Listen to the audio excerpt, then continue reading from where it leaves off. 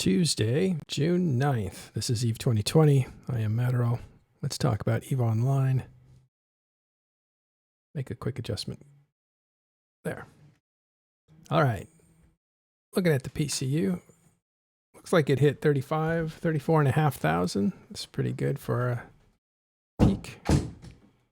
And low of about 18,500 over last night, I guess, or last downtime-ish.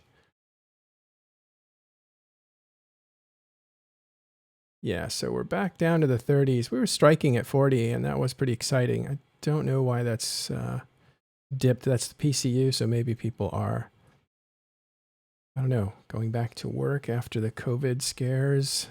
Although you should still be scared of that because it's still out there. In fact, there's more of it, more possibilities, more vectors for disease. It's no joke. But looks like people are going back to work or something like that. Yeah, incoming gank. That was a door being shut. Okay, here we are. Most violent regions, last 24 hours. Looks like things are mostly back to normal here with Empire region. The Forge topping the list, 2,334. Lone Trek in second place, 2,305. And Domain in third place, 1,346. These are numbers we've become accustomed to over the years. We saw some funny business in the last few months as different systems and different things were going on. Whether it was Code doing massive ganking campaign against Silent Company, or was it invasions happening with Triglavians NPCs coming in and wreaking havoc on certain systems and having players fight in those systems. Anyway, so there's some topsy-turvy stuff going on, but now it looks like it's back to normal, at least today. Last 24 hours in nullsec, also looking very typical. First place is Delve, 695 ships destroyed. Half of those were in pods. I should say half of those are pods as well. So that's 695 plus 343 pods destroyed. In second place, Kalevala Expanse, 578 ships destroyed. And Venal in third place, 405 ships. Let's do low sec real quick. The most violent regions, don't know if it has regions. I think that's considered part of Empire space. So this is just violent systems, and those systems in low sec are Tama in first place, 375. Altbard in Molden Heath, 380. That's an unusual listing. And also in third place, another unusual listing, Nena Mela. That is 287 ships destroyed in the last 24 hours. In Empire space, the most violent systems, this is nullsec as well. Most violent systems, first in Venal region, the system is K3JR, 113 ships, but 208 pods destroyed. Second place in Catch, the system is 9KOE, TAC A, 176 ships destroyed. And then third in Insmother region, the system CR2 TAC PQ had 154 ships get destroyed there. Most violent systems in high sec. And I think this tops the low sec list. Yeah. So Jita, 426 ships destroyed. Next in Lone Trek region is Isanamo, 394 ships destroyed. And then Raravas, we know this, some activity has happened there in the last week. 167 ships destroyed, but this is interesting. 116 pods destroyed. So it looks like that is definitely a low security system now. Hello, everyone that's joining me a bit late. We are not streaming at our usual time for those that are here live. NPC ratting that's happening is Outer Passage, Cobalt, Oasa. Those are, I think Cobalt Edge is actually new on this list, and it has 3 listings. So they're doing a ton of MPC ratting and Cobalt Edge. But Outer Passage still takes the top spot with about 46,500 NPC destroyed in the last 24 hours. Let's have a quick look at top SOB changes. I don't see anything that's too different from last week. We'll have to investigate those, see if there's any stories behind it, behind anything interesting there. CSM results, I'll talk about those in just a second. Alliance movement in the last 7 days, and that's interesting. There's a big loss here for Federation Alliance of Mafias. They look like they have more or less imploded. They were in Veil of the Silent. This is a story we should be following. I'll try to get you more information on it. But FAM, as their ticker is called, the Federation Alliance of Mafias, has gone down to 97 members after being up at 600. If we look at their corporations, we might be able to tell where some of these people went. We'll hit left and reverse the order so we can see Signal Reflection Corporation with 49 members. They left on the 7th. They went to Freight Train Diplomacy Alliance. The brand Newbros looks like they are out of the Mafia, so they are on their own. Brand Newbros. We've talked to them. We'll try to get more information on them. They have 470 members, and they are now independent. So we'll see where they land.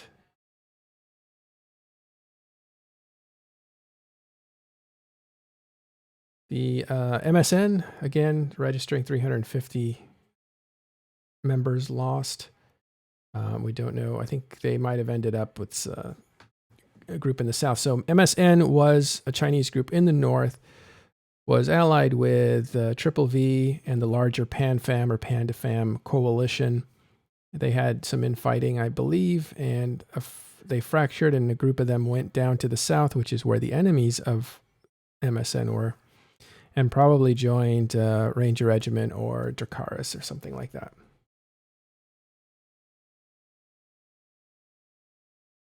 French Connection. Oh, so French Connection picks up 157 members. Let's see who these guys are. Exoneris Bonum Faustum. I'm going to assume that is Latin. There's a lot of Latin in EVE Online. People like that old empire.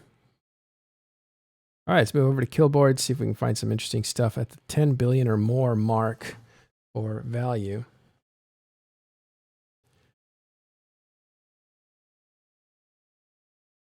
Okay, so we'll start out with PIBC, Chinese group from the other server, from Serenity server, which is explicitly a Chinese-only server. But they have a group in the Western server, the Tranquility server, and one of their groups is, or the coalition, I should say the alliance they belong to is PIBC. That's kind of their, what they, I think that's their renting group. So they lost a pretty expensive Chimera, just over 10 billion. And they lost that in Paragon Falls.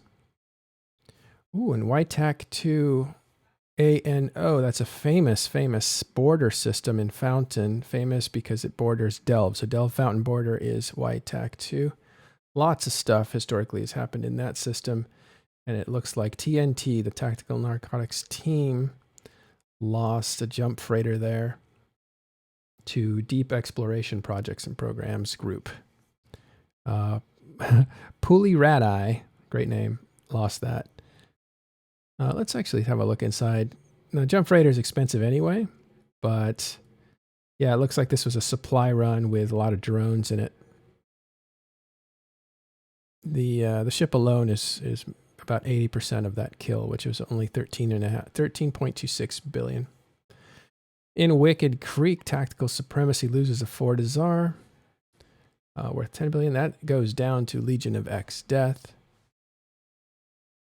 The Initiative loses a Nix in SeaTac N. It's another well-known system in Fountain. That's taken out by Snuff. We heard about that last night while it was happening, actually. And then creeping back just a little bit further, Northern Coalition takes out a Fortizar belonging to French Connection and Pureblind in the System 7 RM TAC N0. That totals about 12.5 billion ISK. Well, this is interesting. Initiative Mercenaries takes out a super capital Hel.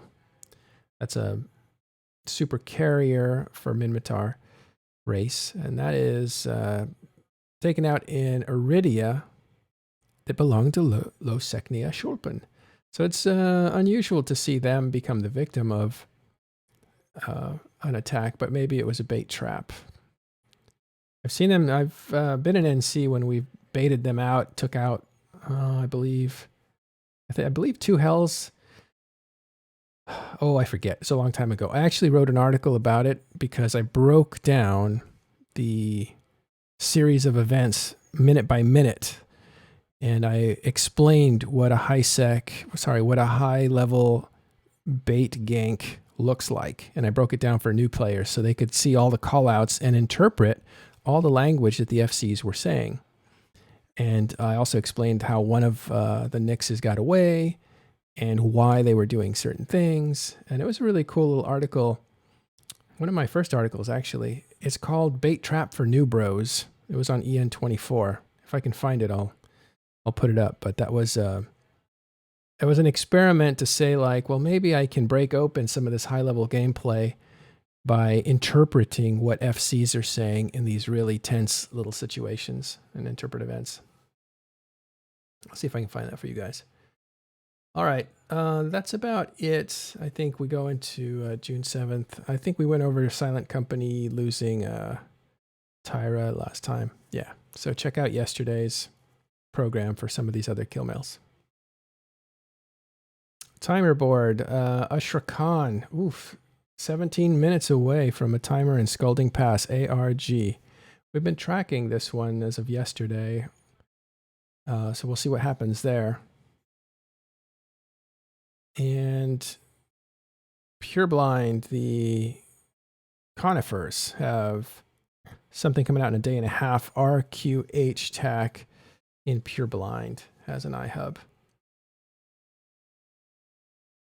Okay, so that's most of those. We'll try to find out if there's going to be battles in any of these fronts here, because iHubs are a conflict driver. I should say the people will fight over these things. If they want them to survive, they will be defended. We shall see. Okay, here is Twitter. It's finally back. I haven't been doing Twitter because there's something sluggish about it. It took minutes to load, so I just decided to skip it over the last few days.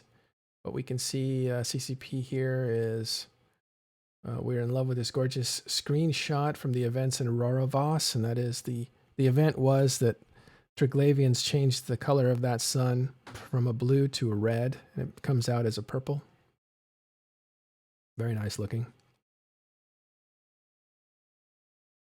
Here's the big news today. We might as well get to it. Let's see if there's 2 things coming out. Yeah, Eve Echoes has some things that we should talk about too.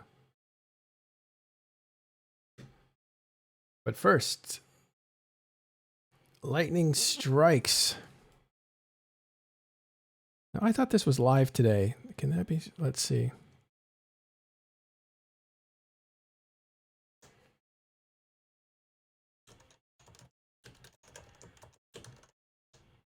I mean, it's not due for another week, but I did see something. It might have been on Twitter. Yeah, the excitement will begin on the 9th. That's June 9th. The Gathering Storm daily login rewards. So check those out. That's what I think they were talking about. The giveaway event leading up to the event starts today. So that is what we wanted to show you. I think I can. I'll see if I can't get a picture of what that looks like on the login screen. So yeah, the Gathering Storm is basically gathering, and we should probably see it soon. It's doing a bit of an update, so we'll let it go. All right, so check that out. I hope you guys got all your... Oh, no. Come to think of it, I don't know if I got all the rewards for the CSM. The CSM login rewards. They had them for like 7 days, I think, and they had 5 rewards. So you could miss 2 days, I think, but you would still be able to get all 5 days worth of rewards. It was skill points. I think the max prize was 250,000 SP if you were an Omega account. That's a paying account. And that was a good little series. It ended on Sunday. So it looks like they're going to be constantly giving us login rewards to incentivize logging in and stuff. And I wonder if it works. I don't think they would do it if it didn't work. And I've heard that it does. So we'll see how that goes. Did you guys see the new scope video, by the way? That was quite good. They did something in it. Let me bring it up.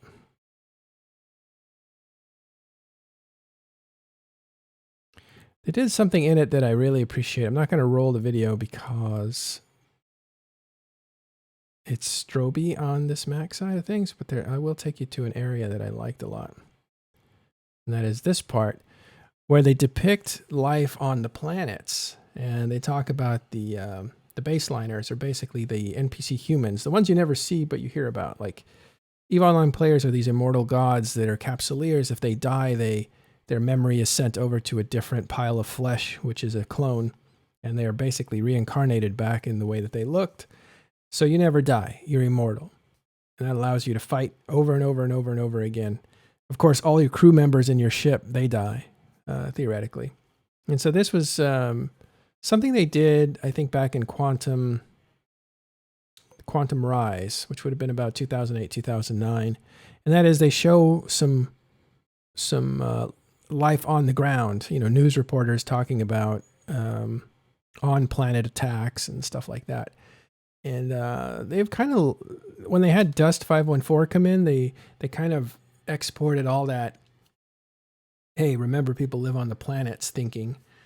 They exported all that kind of thinking over to Dust 514 because those were actually the soldiers on the ground. And then when Dust went away, they kind of never went back to say like, hey, there are people that populate your ships, they populate these stations, and they populate the planets and what goes on here and there. And so this was Aurora Voss mining colony being evacuated. And I thought that was pretty cool on this last scope. So check that out. I'll go ahead and hand that over to you guys here.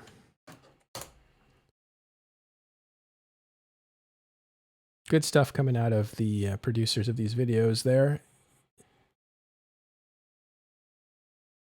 Okay, so lightning strikes will begin on the 15th. The Gathering Storm and lightning strikes. That is going to be new ships and new weaponry, a new line of ships, actually. A frigate, a cruiser, a battleship. These are all from Upwell Technologies given over to Edencom. I think they're the Edencom line of ships, and they completely counter, their philosophy in ship design counters Triglavian philosophy, so there's an interesting mix there. Most ships that come in that are new, especially when a new line is produced, are going to be OP, overpowered. So check those out as soon as you can. Get into those skill books as quickly as you can to fly these things and to fly them well. Go out and experiment and be part of the initial pioneering of this ship. Within months, players will figure out how best to use them. But until that gets figured out, there's going to be a lot of funny accidents. There's going to be a lot of excitement. There might be some incredible victories. There might be some miserable comical losses. It will be expensive, but it's if you have the resources to get involved with new stuff in EVE Online, I suggest always that you do the new stuff first. And because that's when it's most Wild Westy, like that just means that people don't know how to use them, so they just use them in different ways and things get really funny. All right, let me look here on chat to see if you guys have any questions. I've been skipping right over.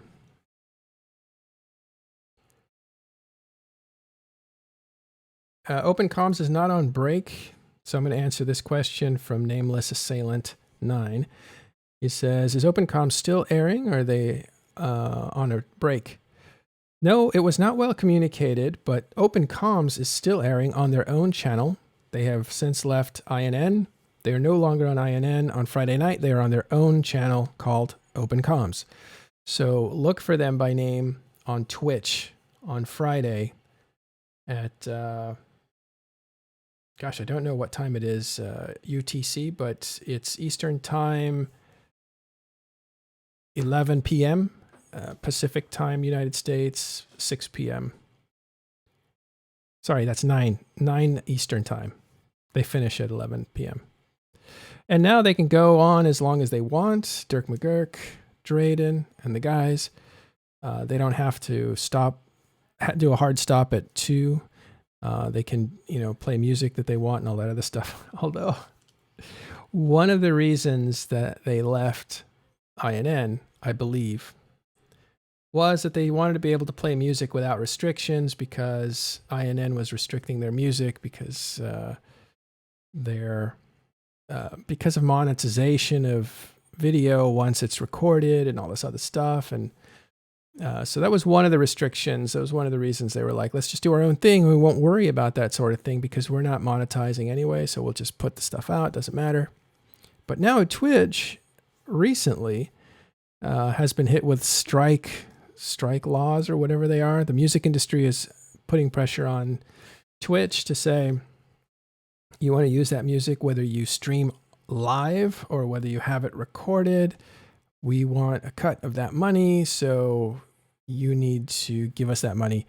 And so what Twitch is doing is passing on that fee over to players, I believe, and either muting them, or I don't know how they handle it, but it's being passed on to the players, so the players can't use music that doesn't belong to them anymore, either in live stream or recorded. This is brand new this week. Luckily, Talking Stations isn't about music or hanging out, listening to music or any of that kind of stuff. But those online DJs are going to get hit. So are people who play theme songs that are popular music, et cetera, et cetera. You get strikes, right? And then after 3 strikes, your account gets banned. So if you get flagged by the DMCVA or whatever they're called, then they give that to Twitch, and then Twitch gives you 1 strike, and if it happens again, yada yada. And then eventually you get permabanned from Twitch. Thanks. I had to turn you up, Killah Bee. I'm glad you jumped in here. Yeah, you're right. It's strikes. So they don't charge you fees, they just warn you. And they basically all have to delete all of the footage now, including all the clips that includes music and the VODs. So the reason all the streamers are really upset about this is that the way it works with the VODs, which is the videos in demand where you can watch previous broadcasts, for example, when there was a section with copyright strike music, it would just be muted by Twitch, that section of the VOD, right? You could still watch the video, you just didn't have any sound. Unfortunately, that's not possible with clips. So now all the streamers have to go back through all their clips from, with the big streamers that have been streaming for years. They have to go back through 7 years of clips, or technically they would have to, and look if there's any copyright music in there. So obviously they don't want to go through that effort, so they just delete all their clips, which is very unfortunate for all the people that, like to watch the clips of the streamers, for example. Yeah, this is copyright enforcement that is really, in the end, just destroying content. It makes no sense from the music industry standpoint, in my opinion, as well, because so the way for my personal example, what happens to me very often is I tune into a stream or I watch a VOD or something, and I hear the music in the background. And I go like, oh, this music's pretty nice. And then I look it up on Spotify, and I listen listen to the music on Spotify.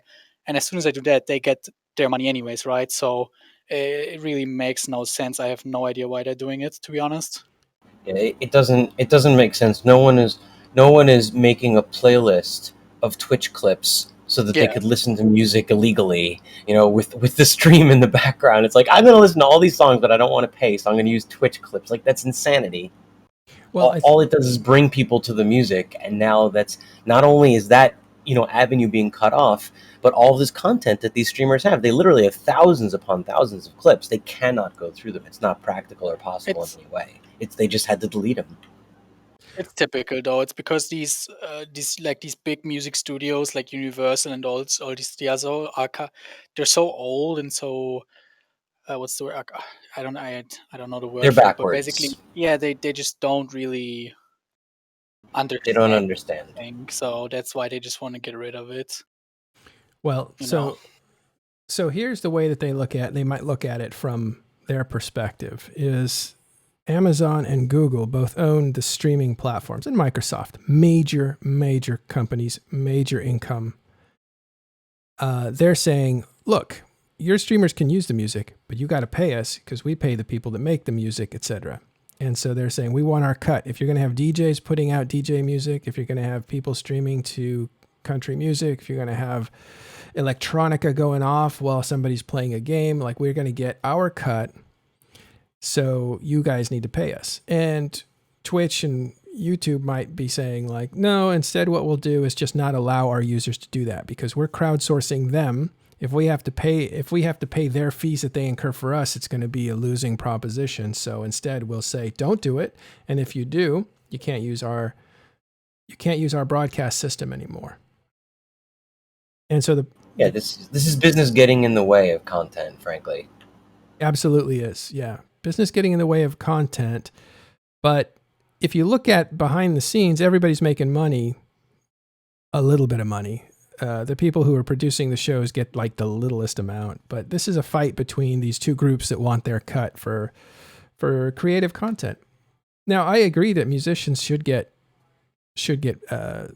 paid if their music is creating a mood and providing an environment. I mean, that's part of that process. There's just no good way of doing that right now. Anyway, the people making the money are not the creatives, put it that way. Either the people who are actually doing this stuff, taking time out of their schedule, putting the energy into it. There's some great streamers out there that are incredibly talented. Can hold people's attention for the commercials that pass by, etc. Or the musicians who are putting together great songs that we all listen to alter our moods or whatever. Those are the guys like not making the bulk of the money. The bulk of the money is made by these companies that put out the infrastructure and control the gateways. I think that's what's going on. Okay, did I just bring it all down? All right. But Open Comms, catch it Friday night on their own channel here, Open Comms Show. I'm showing it to you here, and I'm going to put it inside a chat.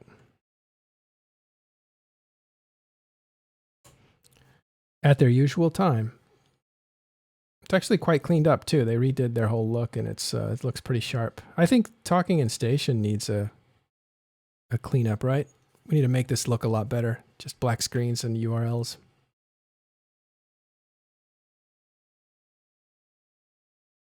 what else has been going on? I haven't been on here for a while. Yeah, it's good to see you again. It's been a while.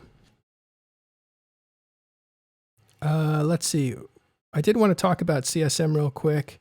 The election is over. It stopped at downtime Sunday night, which was 2 days ago. The results are being tabulated and will be announced on Friday. Probably a CCP stream. I think Tiger wrote in here when it would be the exact time. I'll go and look it up.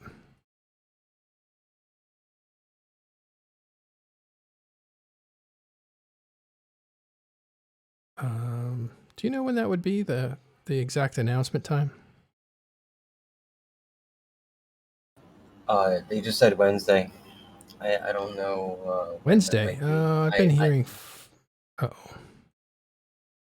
I'll double check, but I was under the impression that tomorrow was the day they revealed the results. No, that's what they said at first, but it actually changed. They pushed it? Yeah, I think it's Friday now.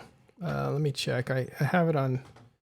Yeah, it's Friday the 12th is when they will announce. There's no specific time that I have seen. Unless Sticks there knows, which is the 1900. That sounds about right because that's peak time EVE Online. So definitely Friday for sure. CSM 15 winners will be announced. And it's probably at 1900. Look for CCP to stream that on their channel. Let's actually check that out. CCP.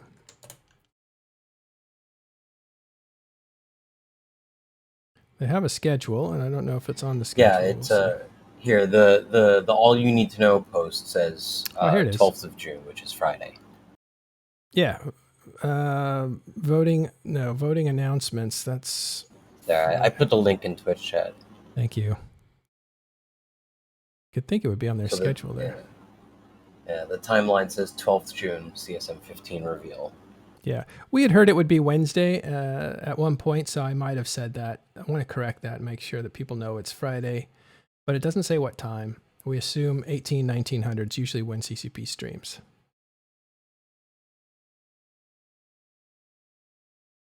All right, what's going on, Fonsway? How are you doing? There was a mass test today on Singularity for the new Vorton weapons and the Edencom ships. How'd that go?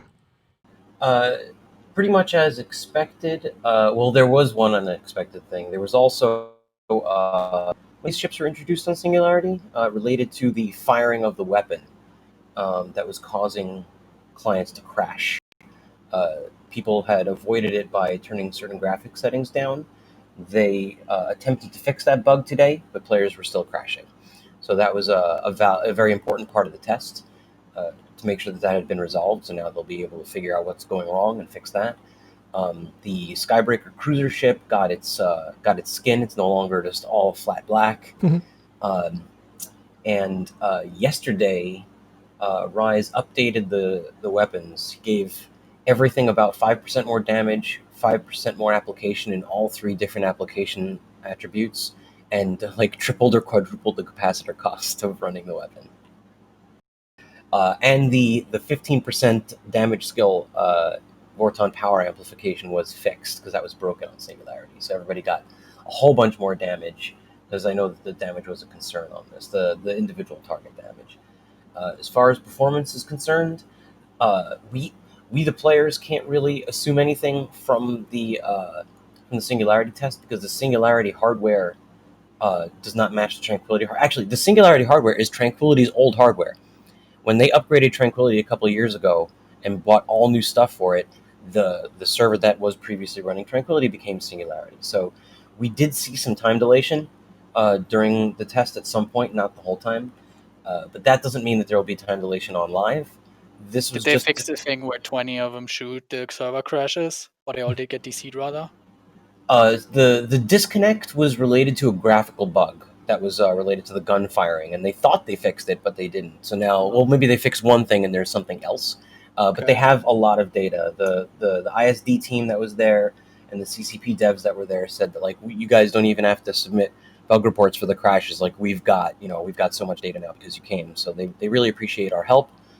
And that's pretty much it. So people were concerned about the stats. Those have been updated. The crash bug is being dealt with.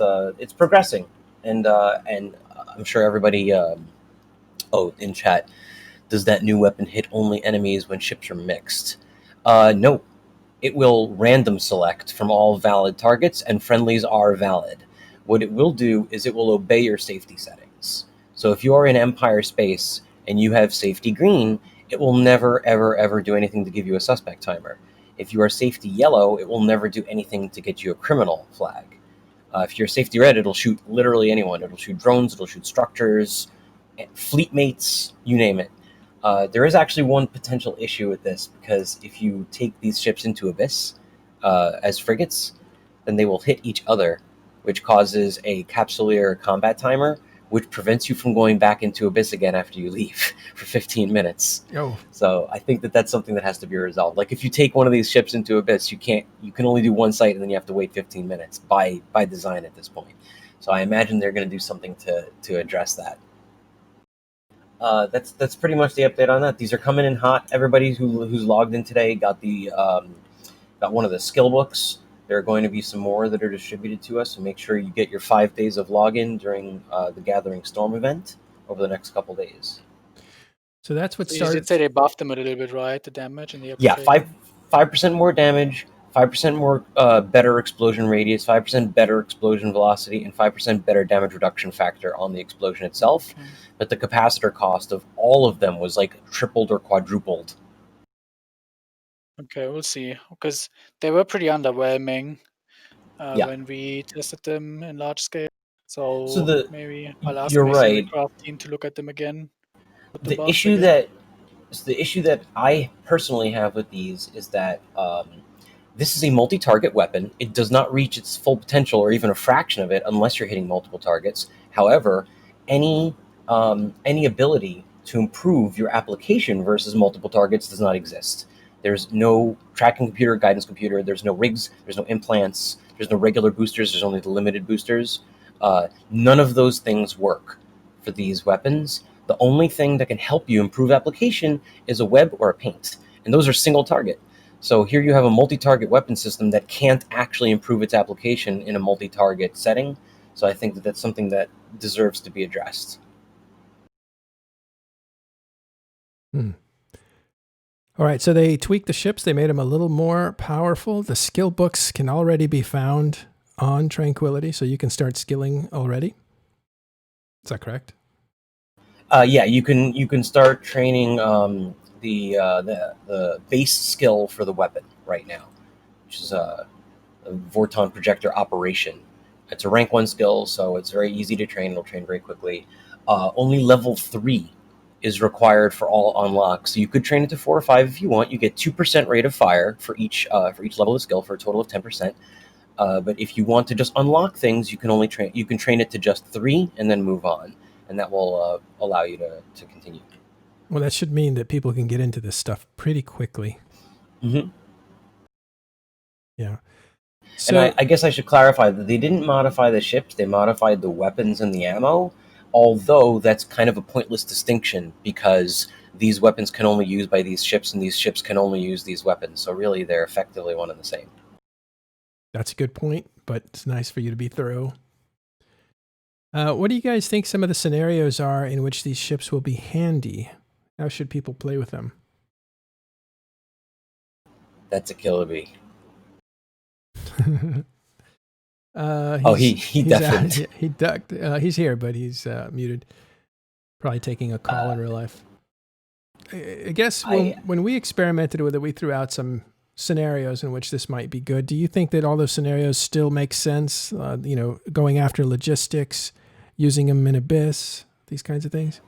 So I do believe that these may be useful in Abyss as the frigates. The cruisers are terrible. The cruisers are so bad in Abyss. They're not bad ships. I'm just saying, like, for Abyss, they're not. The cruiser is not the right ship at all. The frigates, however, since these weapons were designed to behave in a similar manner to guided missiles, Hawks use light missiles in dark sites. So these ships may, if you bring 3 of them, may be able to do well in Abyss. Now, it's not fair to compare this to a Hawk straight up because this is a Tech 1 hull and that's a Tech 2 hull. So it's possible that these will only really do well in lower tier Abyss. Yeah, I did test them myself. A Hawk is a T2 frigate, and it's an assault frigate, so it's supposed to do a lot of damage for its size. Yeah, it's an assault frigate, it's Tech 2, so that's what people use in Tier 5 dark sites. I imagine that this ship will pretty easily clear Tier 3, I think, electrical sites with if you bring 3 ships. I don't think that would be a problem. Electrical sites will give you an additional bonus on your electrical damage. So all Abyss sites have one global bonus and one global penalty to you and the rats. So in electrical sites, the global penalty is EM damage resistance. Everything takes an EM damage resistance hit. The rats and you. This ship happens to have very strong resistances, so that doesn't really affect you. Also, you can build for it. The bonus is that you get double cap charge rate.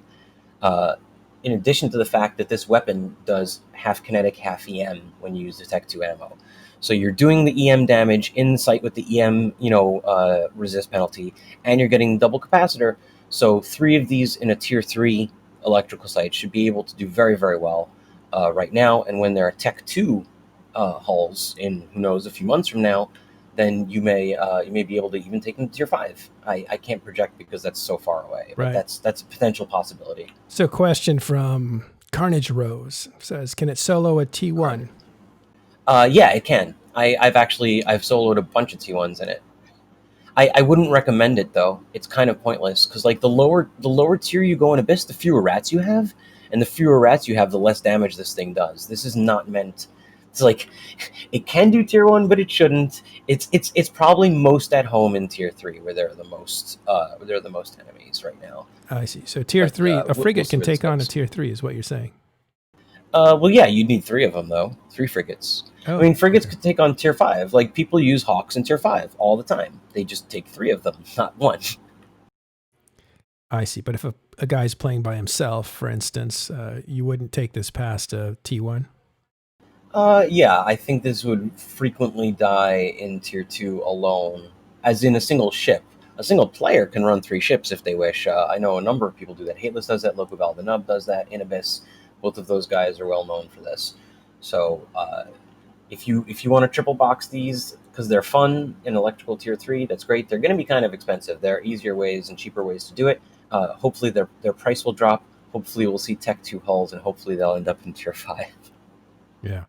No, I'm aware that people triple box Abyss. I don't know how they do it. That's super talented to be able to switch between 3 fighting accounts at the same time. But I've been in with groups of 3 when I did my Abyssal tours with Artemis and some of the guys from Spectre Fleet.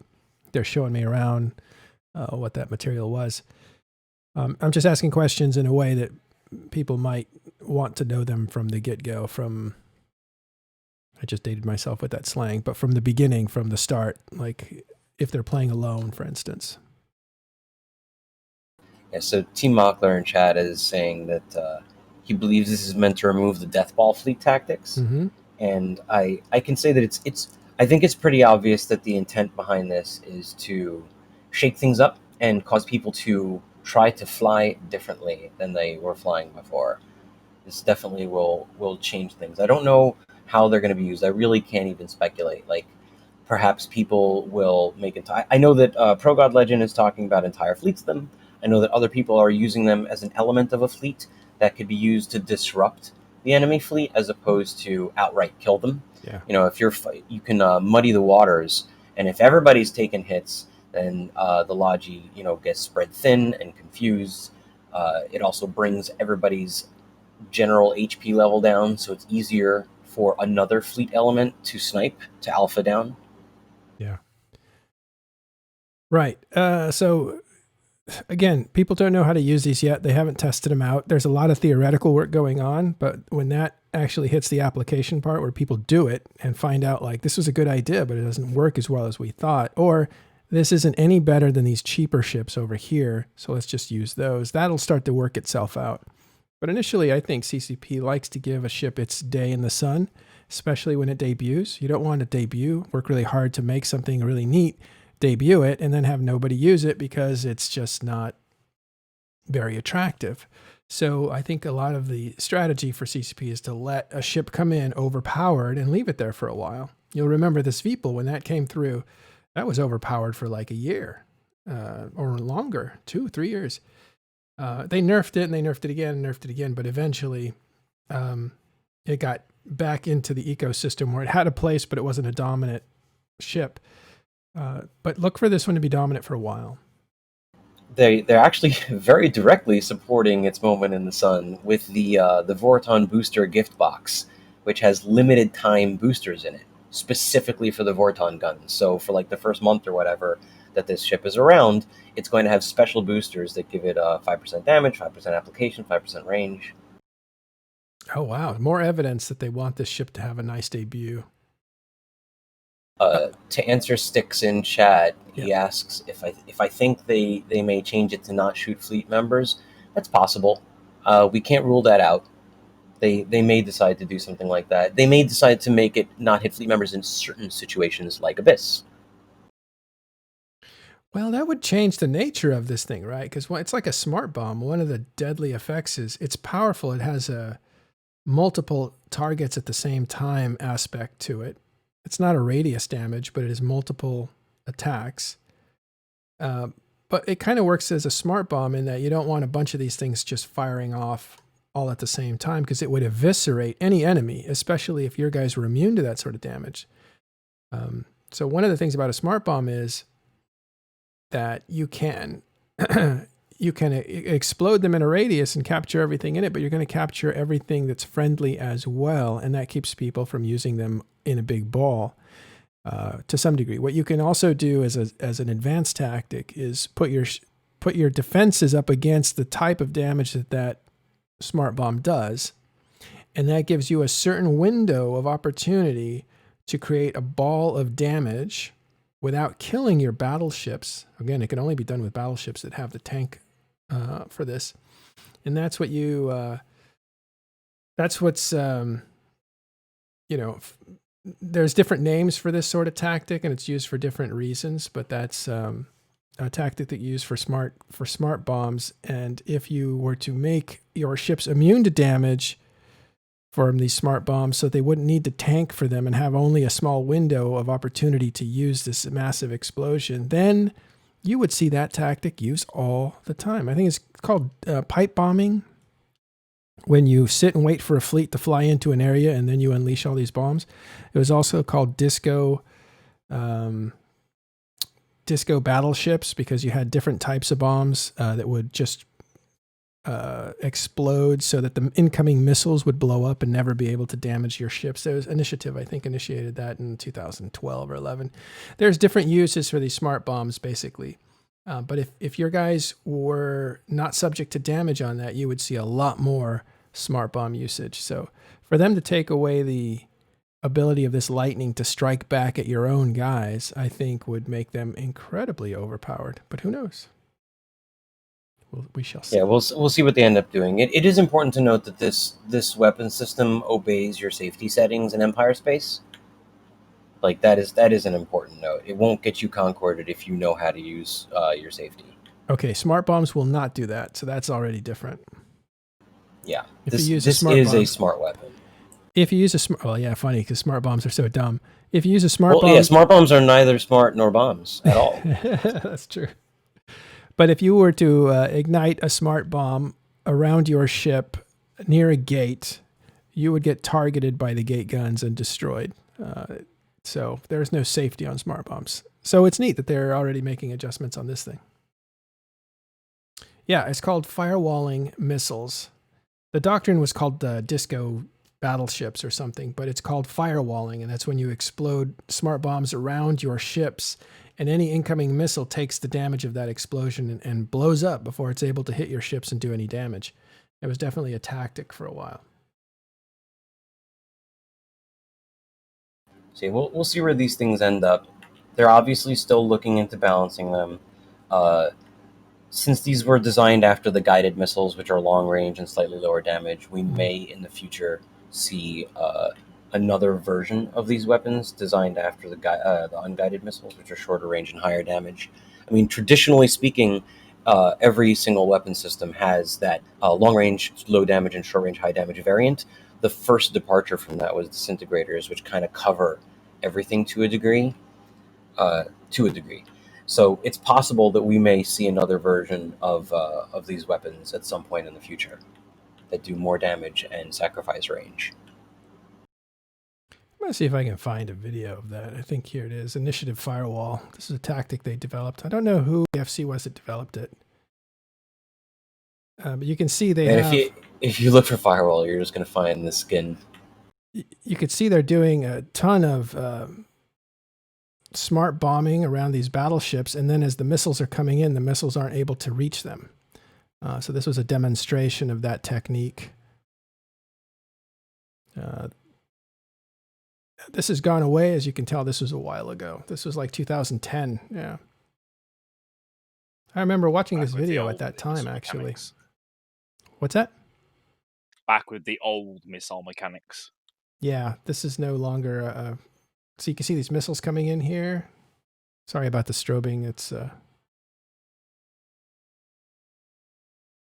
Yeah, because Drakes were a doctrine where you could apply, hundreds of Drake missiles, because these were missile platforms, and just annihilate, eviscerate ships, because these missiles would all come in and hit the same target at once. And so this was created as a defense for that. And you can see that they had a certain rhythm of explosion, so there would always be an explosion And they were different colors for different types of damage in case the missile damage type was different. So you could see, this is in fast motion, of course, that there's always a radius of damage going on. It's kind of interesting. EVE players are nothing else if not inventive. So man, let's not forget Cavalry Ravens. That was even longer ago. If you're thinking about Burn Eden and how they used to launch a bunch of missiles off a Raven and then just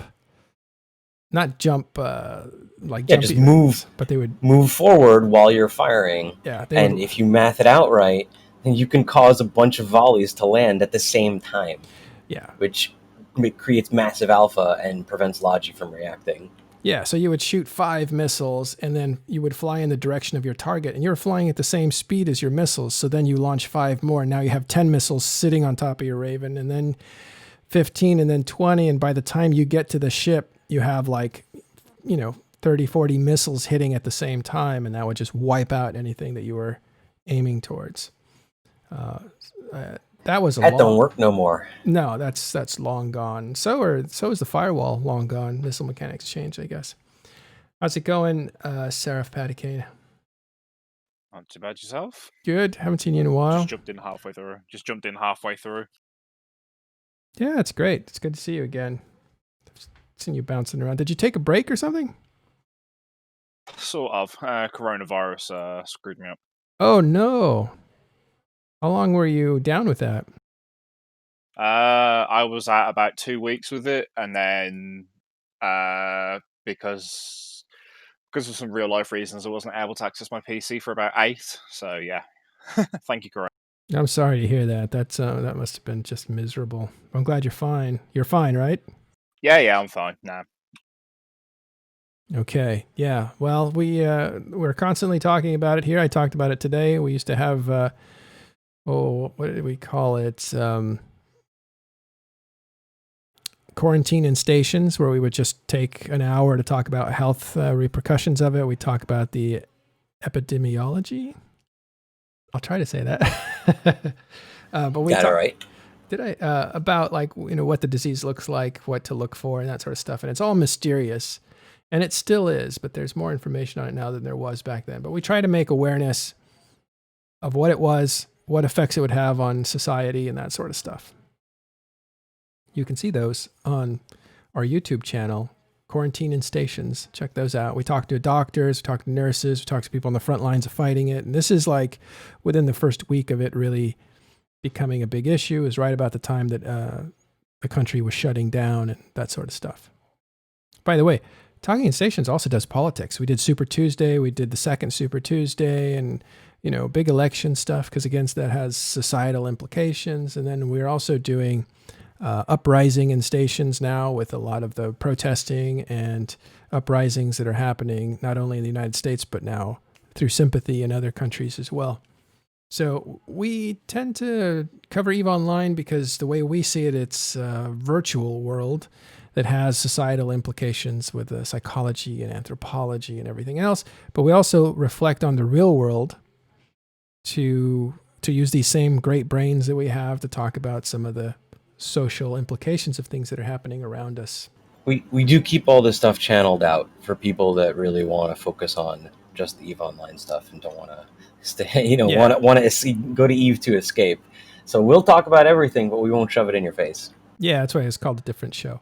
But yeah, that is Talking in Stations. There are channels. Actually, our busiest channel is the politics channel, but you have to opt in. You won't see it if you come into Talking in Stations, because we're about EVE Online.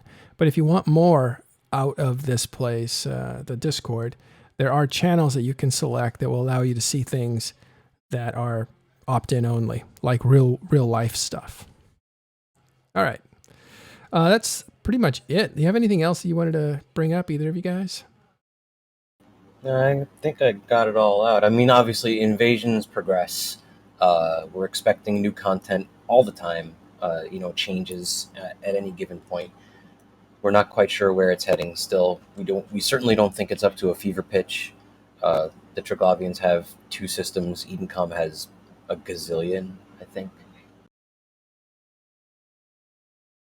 Raravas, has there been any progress on what's going on with that? I don't know if there have been any changes in Raravas. That was the first system taken.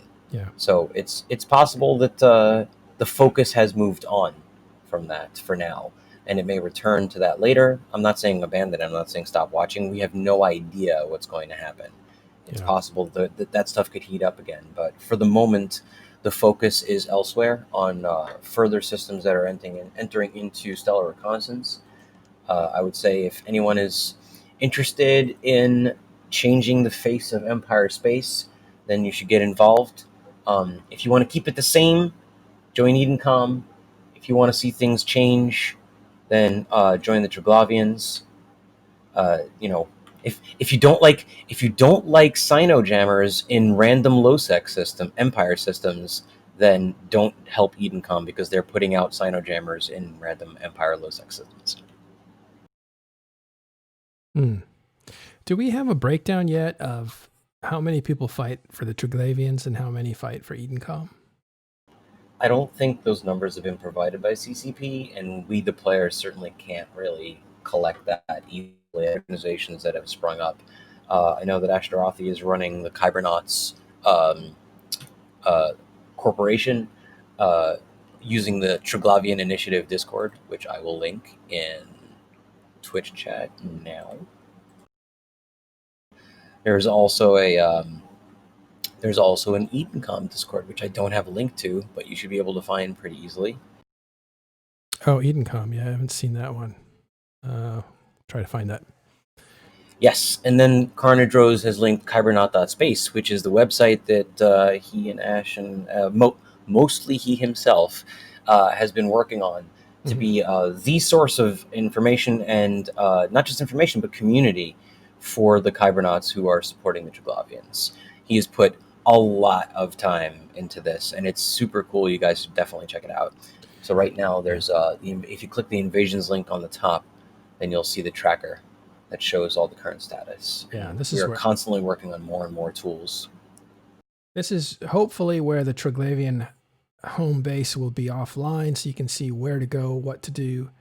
And it also captures, and this is an interesting part, the history of attacks. Because it's one thing that if players didn't write down how many invasions came, how many world arcs were seen, like all that information would just be lost.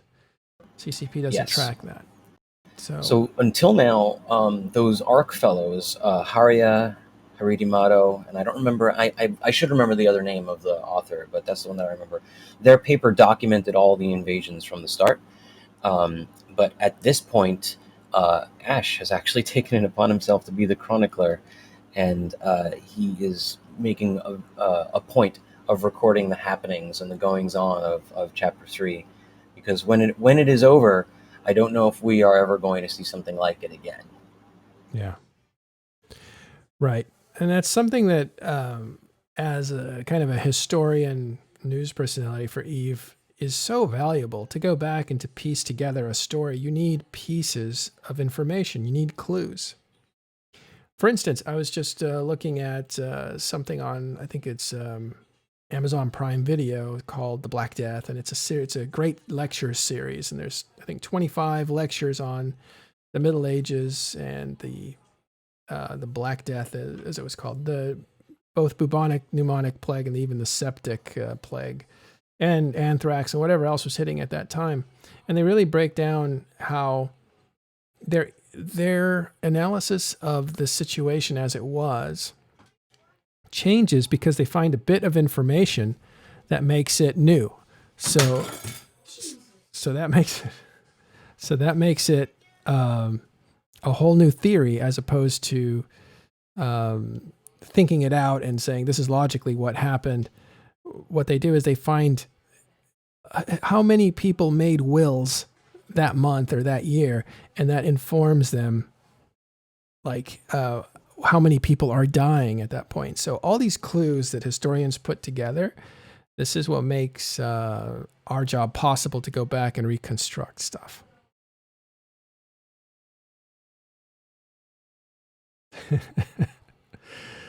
Oh, something funny happened, but I'll keep it to myself. Okay, so we've been on for about an hour. Is there anything else you guys needed to talk about? If not, we'll call it a day, and we will see you again tomorrow. This was on an unusual time, as I said before, but we'll be back tomorrow at 1500 UTC. Oh, this time works pretty well, right? I don't know. You guys tell me, like, what's a good time to catch this stuff? I prefer to do it first thing in the morning so I get it done, and there's no possible interruptions or conflicts, but I might be able to work out a later time. We'll see. This time is better for like EU guys because they're off work at this time normally. They like to catch this during work? I think a lot of people like to try and catch it during work. Yeah, I think so just, too. Sometimes it's not possible. Yep. Yeah, there's over 1,000 people watching Eve streams right now, so there's definitely lots of traffic. Yeah. Well, cool. We got 1/10 of those. Let's send them somewhere else. Who should we raid? Oh, so many choices today. Hateless, right? We just talked about him. Yeah, Hateless. Let's go with Hateless.